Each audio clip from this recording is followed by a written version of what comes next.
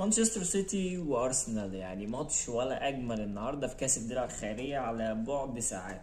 والماتش جميل لان مانشستر سيتي عايز يحقق الخماسيه السنه دي بعد ما خد دوري ابطال ودوري بسوبر اوروبي لسه هياخده، وهياخد كاس العالم للانديه وكل حاجه عايز يحقق الخماسيه ويكسب.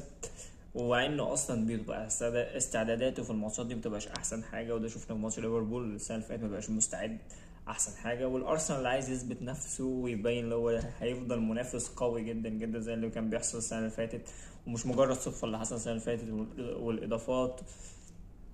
والاضافات اللي جايه والصفقات اللي هي موجوده دلوقتي برضه هتعمل فريق كبير جدا معاه، وعايز يثبت دوت. وهيبقى ماتش مفيش ولا اجمل ولا احسن من كده، ومفيش احسن من جماهير ارسنال تخش الموسم ببطوله، لانهم يعني ما خدوش بطولات بقالهم كتير.